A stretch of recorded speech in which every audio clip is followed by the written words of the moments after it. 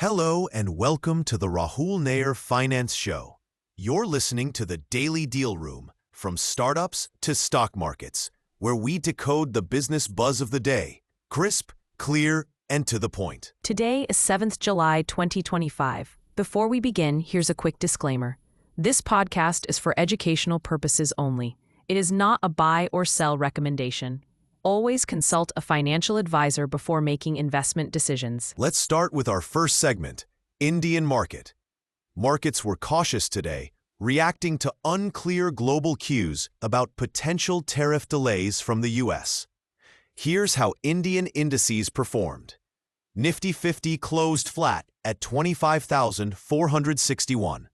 Sensex rose 0.1%, ending at 83,442. Bank Nifty dropped 0.15% to 56,949. Nifty Midcap fell 0.27%, and Nifty Smallcap dropped 0.44%. On the sectoral front, FMCG and MNC indices led the gainers, while defense and media took a hit. Let's continue with our second segment, corporate earnings highlights. Let's dive into some key quarterly updates. Siemens Energy.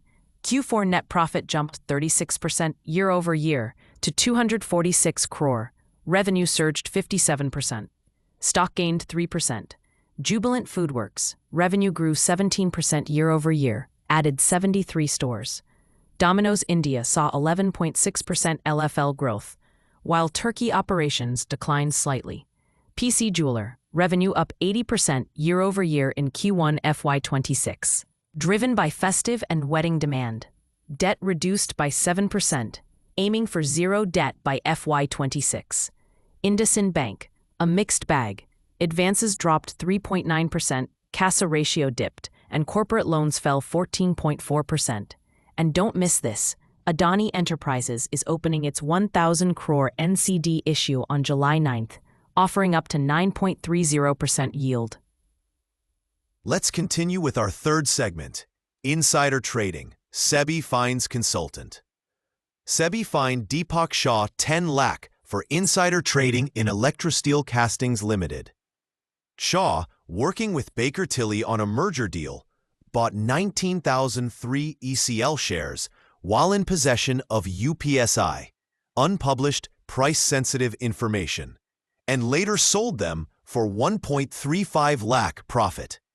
His defense of fundamental analysis didn't work as he hadn't traded ECL shares in over a year. This was his largest trade, coinciding with the merger period. His company's policy banned such trades.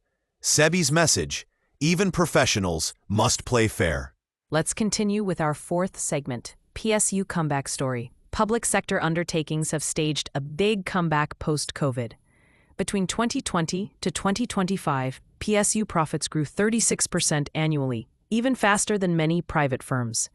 Top performers include BEL, 27,000 crore order book, zero debt, targets 15% growth in FY26. HAL, 1.8 lakh crore orders, aiming to deliver 12 Tejas jets this year. PSUs now contribute 37.5% to India Inc.'s total profits, up from 20% pre-COVID. Outlook till 2027 remains strong across banks, oil and gas, metals and defense. Experts say the PSU party isn't over. Let's continue with our segment 5. Meesho files 4,250 crore IPO. In a major move, Meesho has confidentially filed for a 4,250 crore IPO, with a planned listing around September-October 2025. The highlight? Meesho is profitable.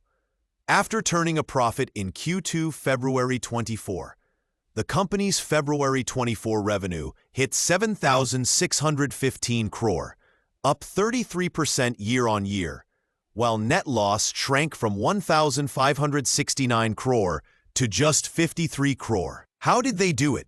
Lean asset-light marketplace model. Cut operational costs from 53% to 20% of revenue. No warehouses, no logistics fleet, just platform scale. Meesho also launched Meesho Mall, partnering with 500-plus brands, driving 2 crore orders in 6 months, largely from Tier 2-plus cities. With 1.8 billion orders, 500 million-plus app downloads, and 80% users from Bharat. Meesho is now the first horizontal e-com player in India to turn profitable, ahead of Amazon and Flipkart. Let's continue with our segment 6. Lenskart bets big on smart glasses. India's eyewear giant Lenskart is betting on the future, investing in Mumbai-based Ajna Lens to build AI-powered XR smart glasses. Ajna is a deep tech startup blending AI vision, spatial computing, and XR. It already serves defense, education, and enterprise clients. Lenskart brings design and engineering, while Ajna brings immersive tech. The goal: smart glasses that feel like regular specs, but way smarter. This builds on Lenskart's phonic audio glasses launch in December 2024. With presence in 14 countries, the brand is ready to take eyewear into the future. Let's continue with our segment 7, Global and Industry Headlines. Some global headlines to note. Tesla shares dropped 7% after Elon Musk launched the American Party.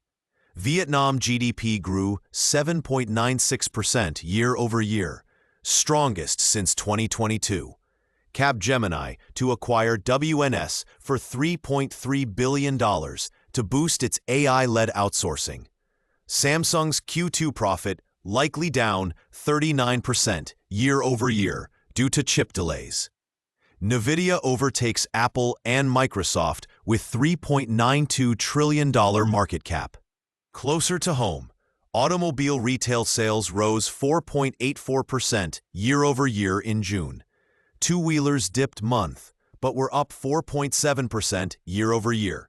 Also, Niti Aayog plans to make India a $1 trillion chemical hub by 2040, a 5 times leap from today's levels. Let's continue with our segment 8, Private Market and Fundraising in Startup Land. Smartworks posted 63.2 crore loss in FY25. Revenue grew 32%. IPO opens July 10th.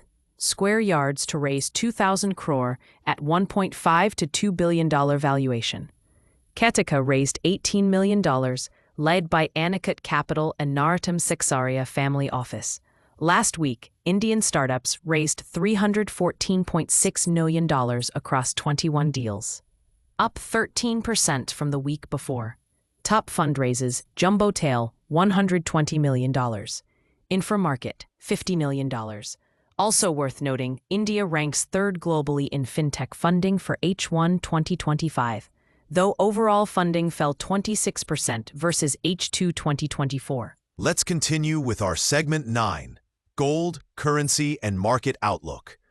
Gold is trading at 96,737 as of 7th July 2025, IST 7:37 p.m. USD INR is stable at 85 rupees 80. Experts say Indian markets may pull back if FTA talks fail. Rupee is under long-term depreciation pressure, and small caps in the US are at 25-year discounts, while Indian small caps are extremely overvalued. Rotation could be coming. That wraps up today's episode of the Rahul Nair Finance Show, brought to you under our daily series, The Daily Dealroom, from startups to stock markets. If you liked this episode, don't forget to like, subscribe, and share with your friends, colleagues, or anyone who's into business and investing. We'll catch you tomorrow with more updates. Until then, stay curious, stay invested. Bye, and take care.